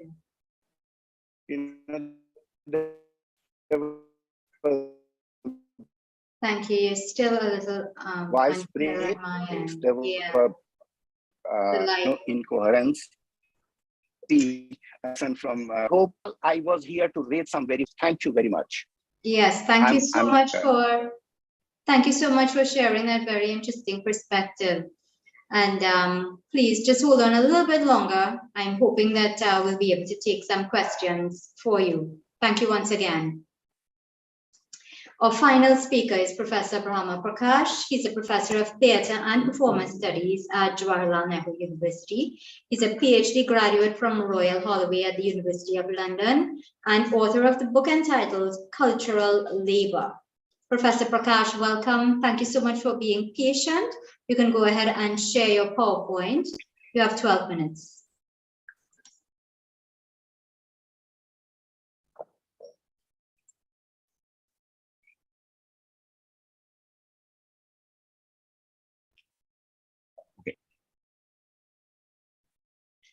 Yeah, so I would like to thank Manipal University and Neha Singh, Dr. Kumar Mahabir, and Salima for organizing everything and giving me this opportunity. I don't have such a work on this whole Girmitia culture and diaspora culture. I'm working on who have been left behind in Bihar. So I'm working more or less, I'm working on more subaltern cultures from Bihar and Uttar Pradesh. And what I'm going to present today is a certain kinds of reflections on what is happening with those cultures, how these cultures have been shifting, what has been a kind of shift, and how in the new context, and therefore memories of the past from the cultures of the present becomes important. On what basis we are going to have a dialogue, with whom you are going to have a dialogue. And I think that would be my kinds of reflections. In the paper that I have presented in Manipal, it was something different. It was more about thinking in terms of poetics and aesthetics. It was more about death, erotica, and how we are going to see, because there has been a kind of blame from middle class that how Bhojpuri culture, how Maghi culture or Bihari cultures are producing some kinds of erotic culture, some kinds of vulgar culture, and how we are going to see them in context of labor questions, in context of gender question, and in context of larger idea of the globalization. And that is what I have done. But here I'm just going to give a certain kinds of survey, certain kinds of thinking about that, what is happening with the local festival in Bihar, what is happening with the song culture, and how these traditions of Videshiyas are also changing. But at the same time, I also would like to reiterate that despite of these changes, migrant still remains a theme. And especially during the COVID crisis, it has become quite obvious that how the crisis that generation that have faced in Caribbean migration and other kinds of migration, we have faced a very similar kinds of crisis when in the last 2 years in 2020, when all the migrants from Delhi, Mumbai, and Kolkata, they were coming back to their home with the same sense of existential kinds of crisis, with the same kinds of singing, with the same kinds of music and things. So just to give a certain kinds of survey that I'm providing you, and I think this would be something very different that maybe you were expecting on with me. So this aims to offer a brief account of emerging culture in that sense, what is the kinds of new culture that is emerging, and cultural scenario that is emerging in the native land, memory of the past, but not we cannot have we are of course discussing about certain kinds of past, we are discussing about history, but we are also trying to create a dialogue in the present, and therefore we should know that what is happening in the other parts of the in the native land. And this has been part of my recent research, in which I have done certain kinds of last field work in Maghi, Bhojpuri, and Maithili region of Bihar, and there has been significant changes that are happening in these regions. And what I'm terming is a kind of orchestration of cultures. You are seeing new kinds of cultural phenomena that is becoming quite crucial, and it is almost changing the whole landscape of the region. Sorry, I'm not able to move. Okay, yeah. So I will just give two examples. One example from Sohrai. Sohrai was a festival in Maghi region and Bhojpuri regions, in many parts of Maghi and Bhojpuri regions. And in that festival, people used to worship their animals. They used to worship their whole local home domestic objects and other things. But now with a certain kinds of shift, what is happening that Sohrai has completely been accommodated within Deepavali. And so what we are now celebrating, so this is a kind of old Deepavali that you can see from Maghi region, and this is a kind of new shift that you are seeing here. That this is a completely new shift in which Deepavali has taken over this whole local, more localized cultures of Sohrai. Same, we can go to the another kinds of very interesting harvest festival where local community used to worship two birds, Sama and Chakiba. They were two birds, and they used to migrate from Nepal side. When there will be a lot of cold in Himalayan region, then they will migrate to this plain region. Now suddenly you have new narrative that is emerging in many regions of Bihar, where they are saying that this is not about the festival of Sama Chakeba. This is the so this used to the way they used to celebrate, especially the young girls, young women will participate in this festival. They will make this whole portrait of the birds. They will play with the birds. They will play with the animals, and that used to be the culture. Now with the new shift, what is happening that this festival is now claimed as a part of Vedic culture, and now it is considered Sama Chakeva. So Sama is now interpreted as a Krishna or Krishna's sister many times, and this shows that how festival is getting more in a way like a part of the institutionalized Hindu religion. So it does not mean that earlier it was not a part of a Hindu religion. One can say that it was a part of folk religion, but now it is getting more institutionalized with the new kinds of myth, with the new kinds of interpretations. And that is what I'm trying to get a kinds of reflections here. Another major orchestration is happening in terms of music production, song production. So almost you can see a kinds of disappearance of Videshia and Londa Nach that is happening, but also we are also seeing a positive change that is happening. More and more women are joining the performance culture in those regions. You have some newer stars are coming. They are very creatively, they are very, very powerful. They are producing lots of songs and music, and they are also still working with the themes of migration. So I would like to play some of the videos to give you a kinds of scenario about that what's happening in the kinds of natives land that site.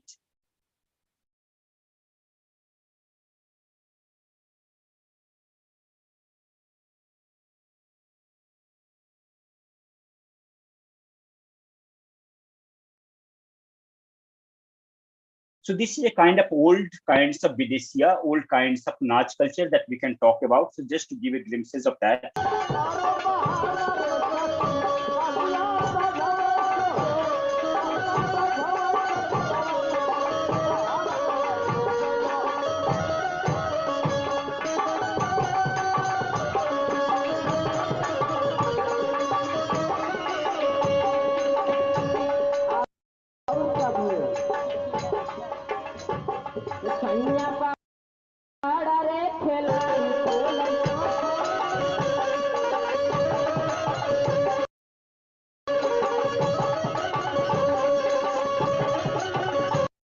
So this is a kind of old one, traditional one, but now I'm giving you a reflection of the new one, that what is happening in the new kinds of production, cultural production.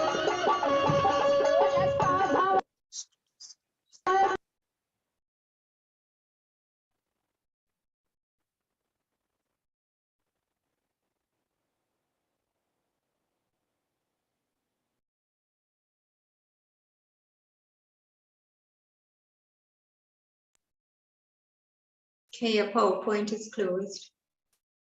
Yeah, sorry, just 1 second, please. Yeah, so I'm Sure. just trying to come back to that. Yeah.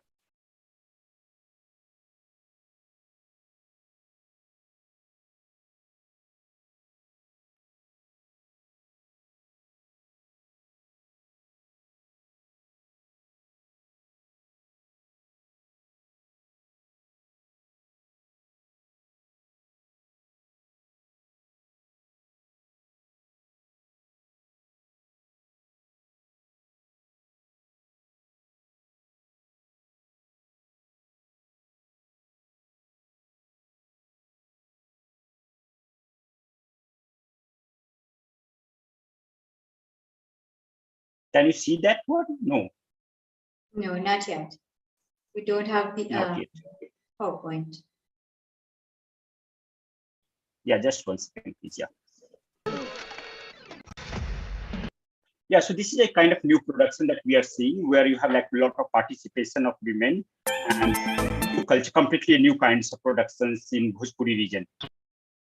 And you have like women are also seen, and you also have like a lot of mediation that is happening.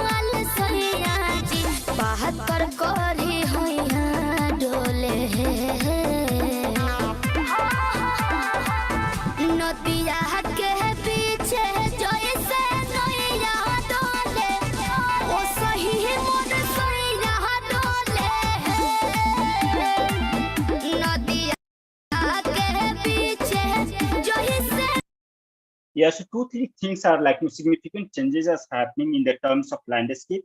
First, earlier, if you're thinking about Bhojpuri region, then you can see Londa as a performers, female impersonators are performing in the like major kinds of theatrical and kinds of like major kinds of performances. But what you can see that largely now you have like a huge participation of women. Women many times are coming from like Bengal region, from Nepal region, but many times also local girls are participating in these local productions. It is getting quite like mediatized now. You have a lot of YouTube production with millions of views, and this is the way they are becoming a star. Many times these are the like performers who are coming again from very working class background. Many times they are working in Kolkata and Mumbai and going back to their going back to their home and putting very like less kinds of money, like 3,000, 4,000 Indian rupees, and trying to do this production. But once they become a super hit or once they become a star, then they try to put a lot of money, and then they're also producing quite like quality kinds of videos and productions. One more, and after that, I will.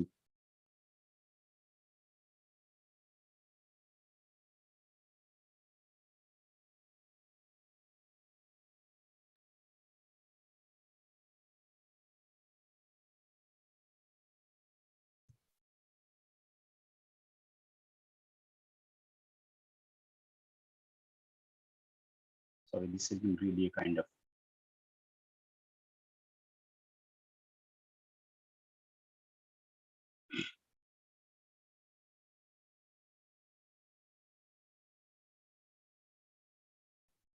Okay, to our audience, while Dr. Prakash is queuing up the video, I'll let you know that at this time, only Dr. Prakash, Professor Gansham, and Dr. Ahmed Mishra are here live with us to take your questions.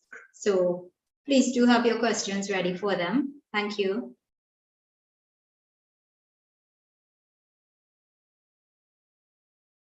Yes, there has been some positive change, but there has also been a certain new kinds of trend that has emerged. And you have new trends that has emerged with the DJ music. It's like a very loud kinds of like electric music that is getting played. And recently during this Ram Navami celebration, you had a lot of violence that has happened. And this is quite a worrisome trend that is happening in Bhojpuri. Also in Bhojpuri region, of course, it was happening across India, but this is also happening in a Bhojpuri region, which has never, that region has never faced this kinds of music production, like musical production with a clear kinds of trends of communal kinds of character, very communal kinds of violence. And this is one of the music which I would like to play. And that also shows a certain kinds of major changes that region is facing.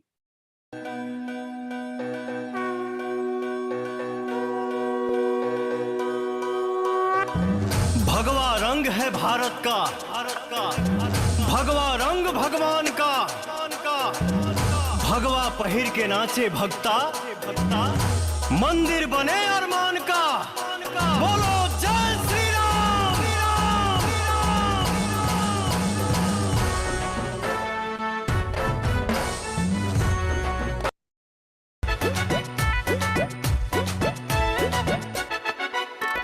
Ram के नाम का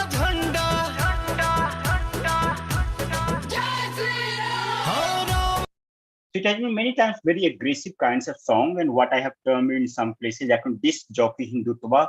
So it is like, it is full disc jockey kinds of very violent kinds of songs are getting played out in many festivals, and that is showing a quite a worrisome trend. With I have given many examples where you have participation of women, participation of new kinds of creative kinds of impulses, quite media kinds of trends in a new kinds of media production, and they are doing you have whole young generation that are really creative, and they are really participating in these kinds of production with following the kinds of history and legacy. But you also have certain kinds of dangerous trend that is also emerging in that region, and these are the kinds of some kinds of themes that I wanted to put out here for your kinds of what is happening in the native parts, to have to think about the future, to think about certain kinds of policy that which way we can go ahead. And that was a kind of presentation I had. But yeah, we can discuss around the question answer session. Thank you so much. And thank you so much. We really appreciate you having shared this very interesting and modern perspective on changes that's taking place there. So at this point in time, I'd like to say thanks to all of our presenters, those who were pre-recorded in addition to our live presenters who are here, and those who unfortunately could not make it to take the Q&A. I want to thank you so much for your time, your sacrifice, your effort, and of course, your expertise and availability. At this point in time, let's take some questions. Let's just keep it very brief, please, because we are at 5 already, 2 minutes to 5 actually, and this is when we should be closing up. So I just want to ask a question to Professor Gansham, and this is one that Mr. Chabarwan would have placed in the chat. He's asking, how would you see the idea of home or homeland among the Indo-Caribbean and Indo-Caribbean American? Sorry, could you repeat it, please? Sure, I'll repeat it, and I think what he's really asking is, can you differentiate between the way that Indo-Caribbean and Indo-Caribbean Americans view home or homeland? Okay. Yeah. Actually, I have a very interesting example to share. First time when I visited Indo-Caribbean Alliance, office of the Indo-Caribbean Alliance, and introduced myself as a researcher from India, a gentleman, Richard David, who's a community leader, politician, the very first thing he said, I'm not Indian. As far my research, my interaction is concerned, I have been to Trinidad twice also. Yes, India is ancestral home, but when it comes to actual home, it is Caribbean. There is no doubt. Home is Caribbean. Ancestral home is India. Those who are living in New York City or in the United States, whenever they talk about home, necessarily it is Caribbean. And the barrel culture, which is started, several decades earlier, it is still continues. In fact, in Queens, anywhere one goes to the small shops, one could see the barrel. And they're sending all sort of stuff to their distant relatives, even if entire family is staying in New York City. So for me, there is no doubt when it comes to home, it is Caribbean. Great, thank you so much. Dr. Bhagwan, go ahead, please. This question is for Dr. Amit Mishra. बहुत बढ़िया बात है, अच्छा लगता है, नमस्कार. Namaste. I've got my question to you is, you made mention about religion returning. The audio was bad at that point. So could you please clarify your point about there was a misconception and people are returning? I didn't really quite get that. So if you could do that, I'd appreciate it. No, yeah, I'm terribly sorry about that. Yes, it was because of the break that you got a completely different thing. But yes, good that you raised it, because in my larger thing, I'm talking about the religion, because this cultural persistence is often being talked as a kind of celebration of the diaspora, It is being talked as the imperial benevolence. That empire was so generous that it allowed the indentured laborers to pursue their culture, to pursue their religion. But if we look at it in the larger context of imperialism, it was not so much the benevolence, but it was largely about the pragmatic reasons. They did not want any disturbance on the plantation. 1857, we had in India a major revolt in army. One of the major things which triggered the revolt was a cartridge in the gun which was introduced, which had the leather, which had the wax from the cow and the pig, and that triggered the rebellion. So empire was not benevolent in granting them to pursue their religion, but actually empire was playing very safe, not to meddling, because they did not want any disturbance on the plantation. They had already invested too much in bringing them into the. But here I was talking about the return in terms of historiography, not so much about the return. There is another question by 1860 Heritage Center and GDT to me, which is very interesting question, which says that yes, Salima, can I take this question, or you want yes, to of course. Yes. someone else in the queue?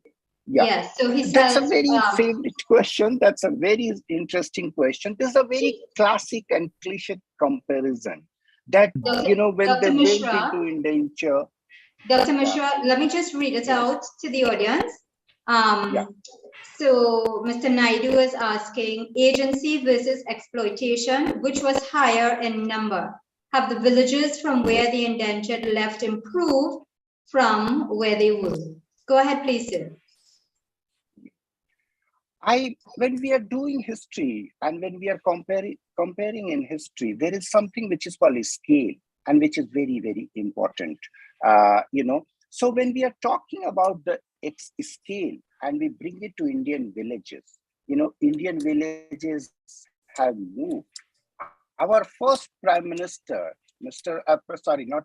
President, Mr. Rajendra Prasad, came from one of those villages, in 1947. You got a descendant in Mauritius, you got a descendant of laborer to becoming Prime Minister in 1967. We got 20 years before that. So there is a scale of comparison, that where do we fit? We have a country with 1.2 million population, which has certain transitions. And I worked with Truth and Justice Commission in Mauritius. And I saw the poverty. I saw the exclusion. I saw, I worked in Fiji. I worked in Malaysia. And I have seen how deplorable condition of a lot of descendants of indentured laborers are still living in. In India, we talk about the condition of women. Again, I would like to bring in this methodological tool called scale. Many of our politicians, many of our bureaucrats, women have come from those villages. We have made that tremendous transition, but we are a large at quantum. It may not be visible, so true to say that India hasn't moved and India has stagnated. So I would like to keep in mind when we are comparing this, that something which is called scale of analysis. Thank you. Thank you very much, Dr. Mishra. David Clark, go ahead, please. David, you have to unmute. Ravin, can you help him, please? Okay. Yes, I was saying that thank you for the session in the Caribbean, and because I bring a lot of influence around the world, and it was great to us. And I would like to say, my question, very particular question was, how is the student indentureship in Ghana different from that in Trinidad indentureship? Well, that's for an entire panel presentation, David. I'm not too sure if any one of our speakers at this point in time would be able to answer that. It would be very lengthy. if Dr. Samaru Thank you. Hassan Khan, Mhm. Dr. Hassan Khan. Dr. Hassan Khan, would you like to comment? Or Dr. Samaru, would you like to comment? I did not understand the question. What he asked was, how was indentureship in Guyana different from Trinidad? How was the? How was indentureship different in Guyana and Trinidad? Oh, I think in Guyana and Trinidad was almost the same. There were not very much differences, according to what I know from the literature, because there were the same regulations in both of the countries. Okay, thank you. Is Dr. Dep't here? Thank you very much for answering my question. Dr. Dep't, would you like to comment? Okay, my comment was that the show was great and it's useful, and so you can interact with different cultures like the Spanish and the Latin American thing and the Indian culture because of the similarities in the language and thing in the words, yeah, between Hindi and Spanish. Okay, David, thank you very much. All right, if there are no further questions, I'm not hearing from Dr. Dep't. Is Dr. Samaru here? Still? Okay. So at this point in time, Daryl, yes, go ahead, Daryl. Okay, so I want to answer that question a little differently. Ask question. No, Daryl, do you have a question that you'd like to ask? I have a comment. Can you please make it very brief? Okay, I just want to say with regard to the question about the differences between Guyana and Trinidad, we could look at it from the point of view of the abolition of indentureship. Before indentureship, it's very, very much the same. And after indentureship, what has happened is it evolved differently in both countries. Okay, great. Thank you very much. Dennis, you had a question?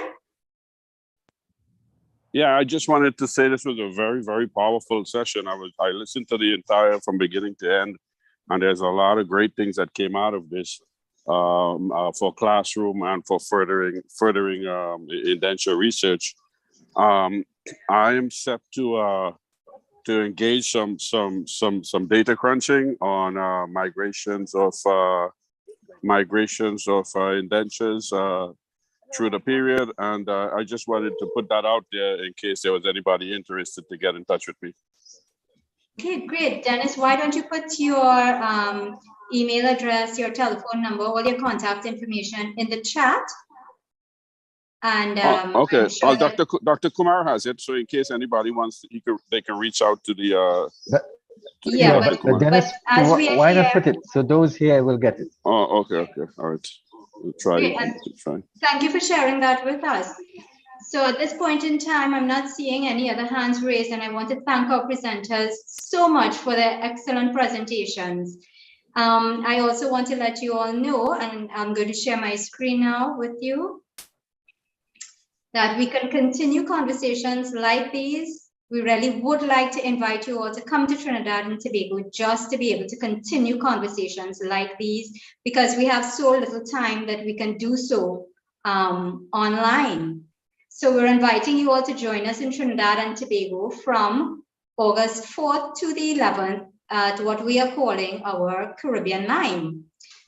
We'll be taking you all through Trinidad and Tobago, where you can get sites, you can visit different historical locations. Of course, you can have our food, and essentially what we are doing is looking at the Indian presence in Trinidad and Tobago and how we have been affected and how we affect it as well. So today I just want to focus for a minute on accommodation, because at this point in time, while we've shared the idea for just 2 weeks, and we've made a link available through which people can register. We already have 30 people registered, and these are people from as far as Australia, we have people from Germany, we have the US, of course, we have India, we have Turkey, Lenoy Thomas, we have Belize. We have several other Caribbean islands that have already registered. So I want to throw this out to you all. Please come, let's have more of a conversation while we enjoy Trinidad and Tobago. And you can stay at the historical Morton House. That's one location. If you like being part of the extended family, you will want to choose Morton House. And those rates are as low as 20 US. Per night, per as person. well. Oh no, this is the wrong version. But what I wanted to share as well is that in terms of accommodation, you have other options. We have a bed and breakfast at which you can stay for 50 US. So if you wanted a little more, I should say, formal place to stay with breakfast where you don't have to cook, you'll stay at the 8-room accommodation. Then we also have the University Inn. If you prefer more luxury, we have available to you the Catalea Hotel, which is at the Center of Excellence. And all of this is in close proximity to the Piarco International Airport. So I invite you to join us in Trinidad and Tobago. We will make a link available to you. So for those of you who receive our invitations by email, you'll be receiving an email later this week, which will give you the link so that you can register as well. I just want to let you all know, we at ICC are a nonprofit organization. We are not charging for these tours. You can book your flights, you can pay for your accommodation yourself, and when you come here, you'll have to, of course, pay for your food and trips and everything. What we are trying to do is to build family cohesiveness. So it's as if you're going to line and to socialize at a conference, speak about things that have to do with the Indian diaspora, the issues that affect us, and how we affect it as well. So I want to thank all of you all for being here today. I'll close this presentation now, and I will revert. Since we have no further questions from anyone in the audience, I want to thank you all for taking the time to participate. Thanks especially to our presenters again. You stayed with us so late into the evening. This is a public meeting being hosted by the Indo-Caribbean Cultural Center and the Amina Ghafoor Institute for the Study of Indentureship and its Legacies, led by Professor David Davidine. The program is also supported by the Sport and Culture Fund of the Office of the Prime Minister of the Government of Trinidad and Tobago. We hope to see you next Sunday when we will be talking about an extremely important topic: should Indians in the diaspora demand reparations for indentureship? At this time, I'd like to say I'm Shalima Mohammed from Trinidad and Tobago saying, may God bless you all. Dhanyavad. Assalamu alaikum. Thank you. धन्यवाद सब लोगों को नमस्ते अस्सलाम वालेकुम